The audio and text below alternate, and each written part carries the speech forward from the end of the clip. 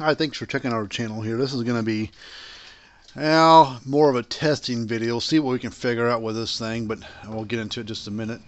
There's our information right there, fencerfixer.com, and there's all of our address and everything you can get a hold of me at. There's links down in the description area that you can click on to go to our website if you couldn't see that clearly. But this is going to be maybe a testing video on a Zareba SP3. It's a little 3-mile. Say 3 mile, it's a single strand, a perfectly clean fence, high tensile, not, smooth fence wire, not the braided stuff, because that braided stuff has more resistance in it than the steel fence wire does. So, take this into consideration of what you're actually fencing off. This is not a very stout unit. I don't know what the joules of it is.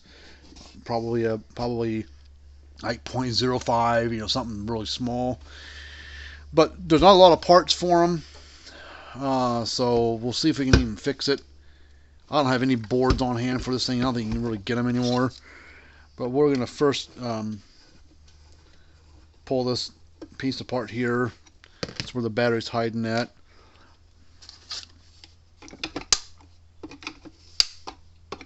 Get it out of there. There it comes.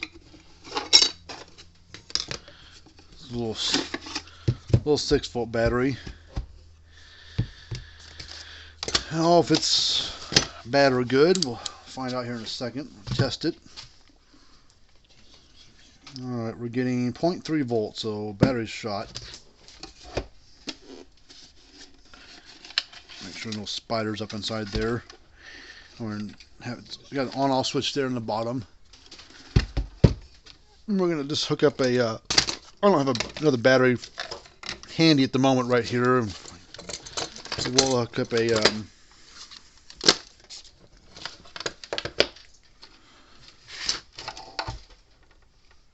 power supply to it. Put the power supply at around 6.5 volts. And then we'll flip the switch on. And the little light should come on and flash and should click.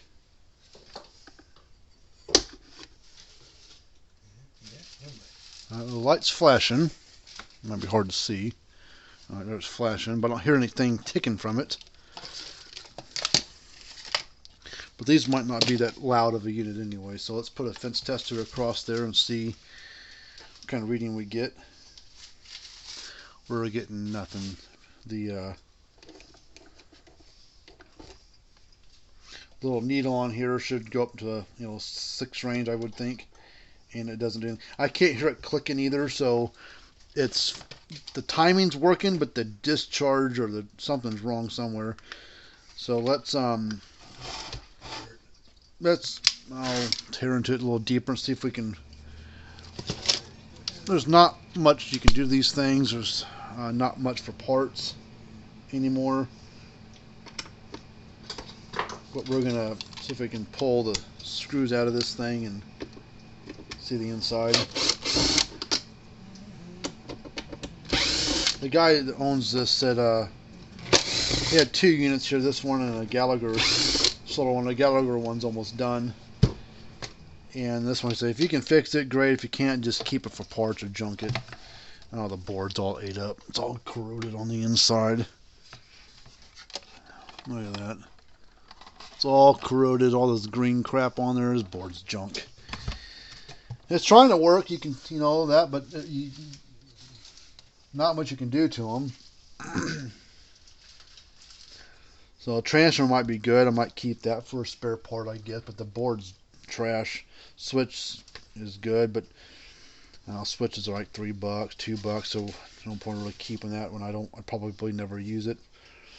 I got other switches that are better quality, but it's kind of weird. This is a solar unit made to be outdoors, and it's got water in it. There's a bunch of solar. There's a bunch of brands out there that make portable solar units like these. And Zarebas are real bad about water, because look at it. It's just really no gasket. There's not really much of a gasket right here. I don't feel anything. And this solar panel, it's got like a piece of rubbery foam right here, more like a foam, and it's just kind of sandwiched between the plastic frame and this plastic solar panel. And but there's no seal really around here, and it's kind of butts up against the plastic, so I don't know. This thing isn't really waterproof at all. So, see if the solar panel's any good. We'll unplug it here.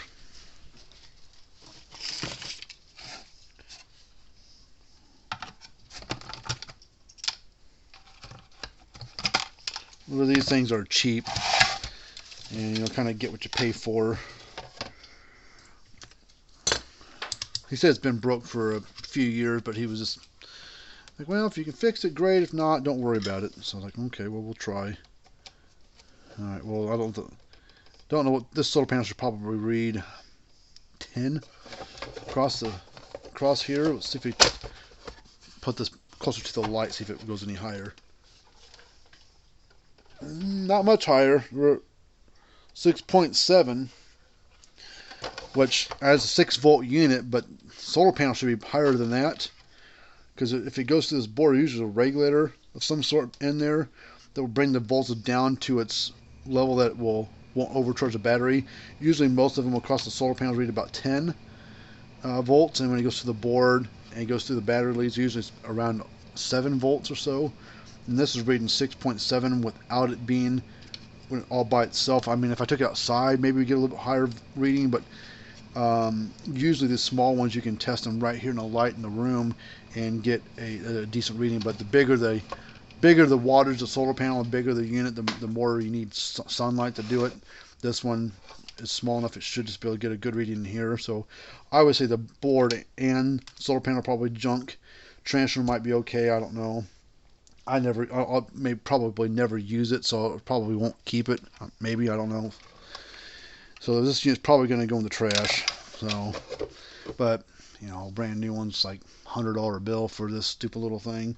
So I don't know how much it's worth to anybody. Anyways, they're cheap unit, cheap price. You know, Zareba makes a 3 or 5 mile unit now. It's a little different shape in the casings. It's an older version, but they're hard to come by for parts anyway. So I would probably myself get a different brand, different unit altogether. Probably just stay away from these. I mean, you only get a 1-year warranty with it, so what do you expect for this little thing?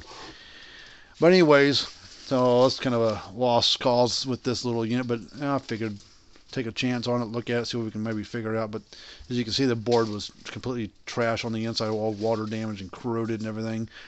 There's no point of trying to waste a bunch of time trying to fix the board, even if I could.